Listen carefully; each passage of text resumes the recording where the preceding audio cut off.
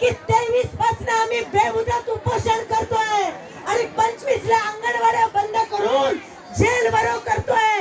बघत होत सरकार की संघटनेत किती दम आहे। एक लक्षात घ्या, तुम्ही 5 वर्ष असाल नसाल, संघटना आणि कृती समिती ही शून्यातनं वर आलेली आहे आणि ती कायम आज अंगणवाडी सेविका तिच्या पाठीशी आहे। काल त्यांना मान्य करावं लागलं। भगिनींनो, आपल्याबद्दल चर्चा केली, अंगणवाडीच्या बायका काम करत नाहीत, काय मानधन वाढ द्यायची आहे। अहो, लाडकी बहिणीत आम्ही दाखवून दिलं की मध्यरात्री 1 वाजो 2 वाजो ओटीपी घेत होत्या बायका, घेत होत्या की नाही? बरोबर आहे। आज लाखो लाडक्या बहिणींना आपल्यामुळे दिलासा मिळालाय। आमच्या अंगणवाडी सेविकेनं वेळ पाहिली नाही की माझी 5 तास ड्युटी आहे का 4.5 तास ड्युटी आहे, पाहिली का? एवढं काम आपण केलं आणि त्यामुळे एक लक्षात घ्या, आम्ही कामही केलं आणि लढाई दिला, कामही केला आणि संघर्षही केला, पण आम्ही झुकणारे नाहीत। आता मात्र आमचा हक्क मिळाला पाहिजे। काल त्यांना झुकावं लागलं आणि मला असं वाटतं कृती समिती बरोबर चर्चा केली आणि त्यांनी मान्य केलं की मला माझ्या काळात तुमच्यासाठी करायचंय आणि मी GR लवकरात लवकर काढते, हे मान्य करावं लागलंय। भगिनींनो, त्याच्यामध्ये थोडे गोंधळ आहेत, आपण समजून घ्या। हे सरकार खोटे सरकार आहे। एका बाजूला राष्ट्रवादी, एका बाजूला कुठली शिवसेना म्हणायची की आता एक उद्धव ठाकरेची नाही, दुसरी शिवसेना, बरोबर आहे, आणि तिसऱ्या बाजूला राष्ट्रवादीचा गट। त्यामुळे त्या ओढात आणि एक लक्षात घ्या, या जगामध्ये जे खरे लढाऊ आहेत त्यांचाच कस लागतो, तसा आपला कस लागलाय, बरोबर आहे, आमचा कस लागलाय, पण त्या कसाला आम्ही पुरून मोडणार आहोत।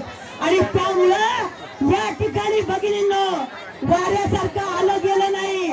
ज्या महिला इथं आले त्यांनी आपल्या गावात जाऊन आपलं आंदोलन कसं यशस्वी झालं ते सांगायचंय, बरोबर आहे। आणि एक लक्षात घ्या, आपण आशांबद्दल किती म्हणलं तरी आशांनी एक प्रेरणा दिली आपल्याला। त्या 22 दिवस इथं बसल्या होत्या, किती दिवस? 22 दिवस। आणि आपण त्याच्यातनं प्रेरणा घेऊन कृती समितीने ठरवलेलं आहे की जोवर GR निघत नाही, आज आलेल्या महिला गेल्या तरी स्थानिक आणि जवळच्या जिल्ह्यातल्या महिला याच पेंडॉल मध्ये बसणार आहेत, जोवर GR निघत नाही तोवर। लक्षात आलं का?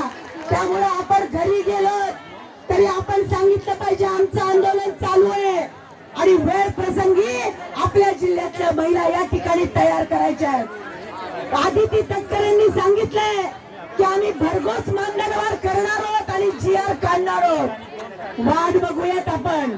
आणि एक लक्षात घ्या भगिनींनो, मॅक्सिमम जेवढं बांधता येईल तेवढं कृती समिती बांधलेली आहे, बरोबर? तुम्ही बांधलेला आहात कृती समितीपेक्षाही, बरोबर आहे।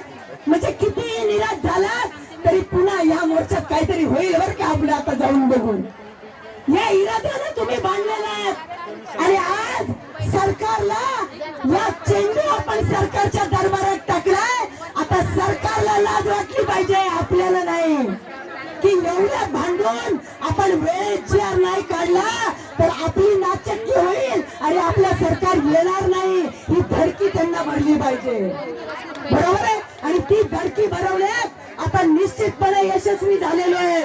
त्यामुळे भगिनींनो, आपण जेवढं बांधता येईल तेवढं बांधलेलो आहे, पुढेही हे आंदोलन चालूच राहील।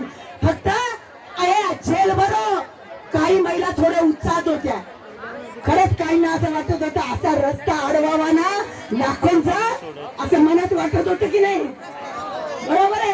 सगळ्या महिला आत्महत्या पेटलेल्या होत्या की कधी एकदा रस्त्यावर जाते आणि 10 शिव्या देते आणि सगळ्या गाड्या मुंबईच्या अडवते।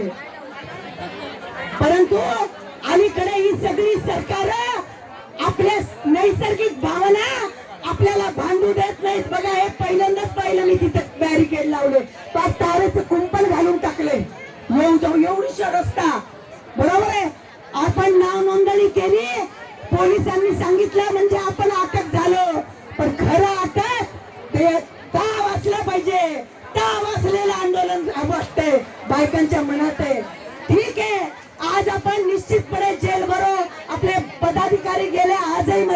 जेलमध्ये आहेत. सरकारला आता कळलं पाहिजे आणि आता तर कळलं नाही तर आता तुम्ही समजून घ्यायचं सरकार काय आहे ते. बरोबर आहे. आपण आशा करूयात की लवकरात लवकर GR निघेल आणि तोपर्यंत आपलं आंदोलन चालू राहील. कोणीही सकारात्मक विचार करूयात. मॅक्झिमम कृती समिती बांधली आहे. जेवढं लक्षात ठेवा, एवढंच बोलते आणि या ठिकाणी थांबते. इन्क्लाब जिंदाबाद. अरे आवाज